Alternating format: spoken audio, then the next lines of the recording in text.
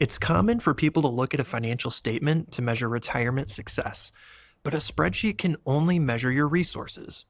At Landing Point, we help care for and manage people's resources, but we're much more concerned about how those resources can help lead to your life's enjoyment. Today, we're going to be talking about the importance of time. Your time. Oh, and by the way, none of us know how much time we have left.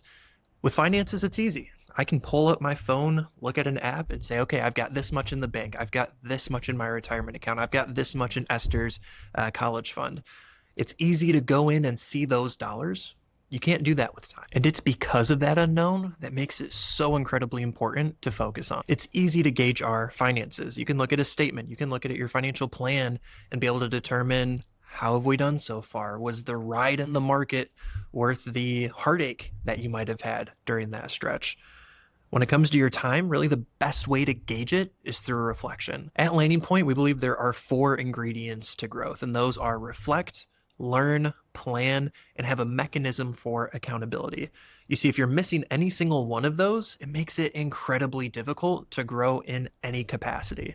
So when we talk about growing in our effective use of our time, we want to first start with that reflection. And so there are 4 questions that create a really great foundation for reflecting on how you've spent your time so far. The first question is, if you had somebody make a highlight reel of your year, what do you think would be on it? Think back to last year. If somebody says, hey, how'd 2025 go? This is a common question that I ask in my spring reviews because I want to know how people have spent their time. These are the happy moments from last year. These are the joy cup fillers. Sometimes when I ask that question, I'll get one of 2 responses. I'll either get somebody who talks about what those truly highlights are, but sometimes you have people that tend to focus more on what those lower points in last year were.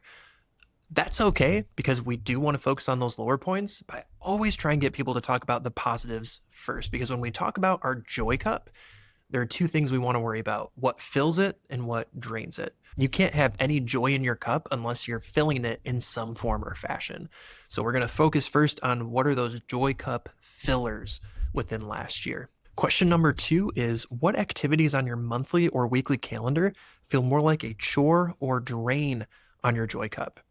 This is one aspect that a lot of people miss within their finances. We always think, how can our money always go towards new things that fill our joy cup? Well, as you get older, the things that fill your joy cup actually don't cost all that much money. For those over the age of 70, the number one producer of joy, the number one answer to that question by far, is spending time with family and friends. And so typically that's a pretty inexpensive way of filling your joy cup. And so for people later on in life, when it comes to their financial resources, we actually do spend a good amount of it on reducing what drains it. Maybe it's mowing the yard. For me, I love to mow the yard. I love to get out there. I love the smell of fresh cut grass.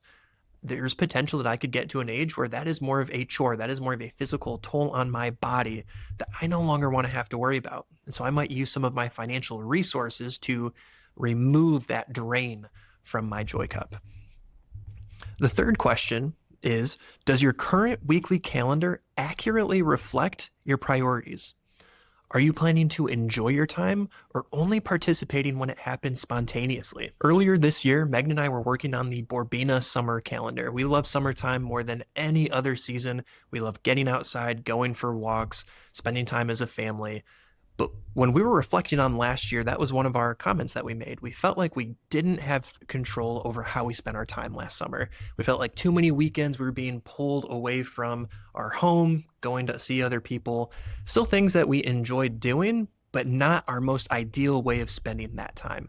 So that was a big emphasis this year when we were putting together our summer calendar. We wanted to block off and make sure whatever activities we had, we wanted it to be here. Summers in Ohio are absolutely beautiful. It's the best time to be here. If we're going to get away, we want it to be probably when the weather's not all that great to be in Ohio. So for us, it was important to make sure we were planning to make the most use of our time for this summer. Question number 4 is, when was the last time you felt the good kind of tired, where your energy is drained, but it's because you spent your time fully engaged in something you love? I like to use vacations as a good example of this. For Megan and I, we're beach vacationers. We just went to the beach last week, spent some good time with family, but we both came back really tired. I think one of my comments on Monday with the team was, yeah, I feel like I'm more tired now than when I left. And I think that is a profound statement to make. And the reason I was so tired is because I was fully engaged in making memories with my family. Typically, the best memories that you've made in life, look back through your life, think about them. What are those key focal points? It's likely each one of those great memories had an energy toll to it. Question number 5 is, what is the highlight of your day today? When we acknowledge the unknown, finite nature of time, we tend to take it more seriously. I like asking that question and thinking about today in particular because it's full of blessings and it's full of opportunities.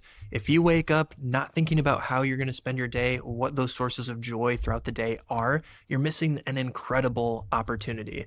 Eventually, we're going to work our way out of reflection. We're going to talk about learning next week, and we're eventually going to make our way into planning and making sure each day has a plan for joy, a plan for making sure that our lives are being fulfilled. And so we want to make sure that we are fully enjoying the opportunities that today has. So here is my challenge to you this week.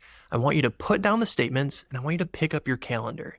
And what we're going to do is reflect. And I mean truly, honestly, sometimes harshly reflect on how we've been spending our time. Because if we want to grow in the effective and wise use of our time, we need to first see how we've been spending it in order to dictate how we want to plan for it in the future. So thanks for tuning in. If you haven't yet, go ahead and hit subscribe. Next week, we're going to be talking about the second ingredient of growth, which is learning. Thanks.